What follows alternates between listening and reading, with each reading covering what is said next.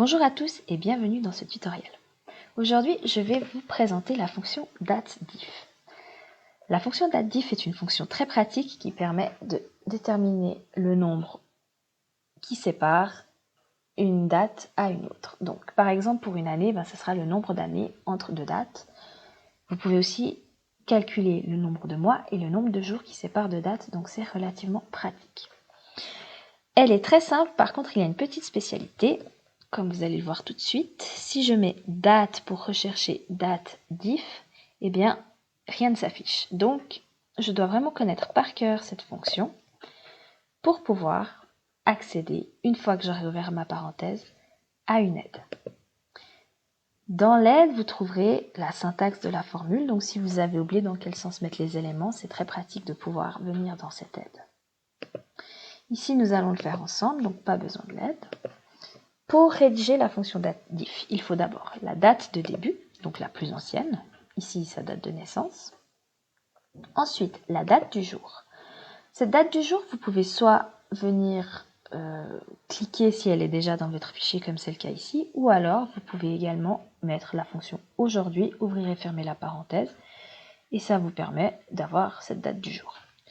Attention, ici je vais bloquer ma date du jour parce que je vais devoir tirer ma fonction. Et puis, enfin, l'élément le plus important, c'est de définir si nous sommes en année, en mois ou en jours. Ici, nous cherchons à afficher la date, le nombre d'années de Robert. Donc, on va mettre un Y. Si vous avez quelques notions d'anglais, vous saurez que Y va pour year.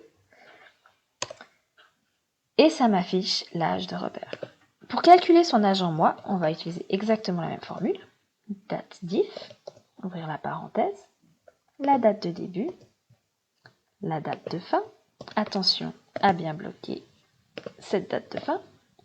Et cette fois-ci, c'est plus facile. On met un M pour les mois, month en anglais.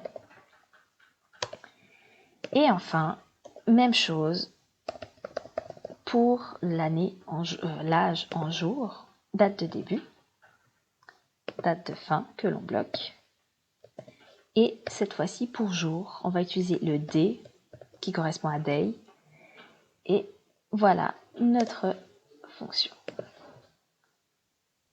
Il ne me reste plus qu'à tirer tout ceci vers en bas et j'obtiens l'âge de toutes mes personnes de mon fichier. Merci pour votre attention.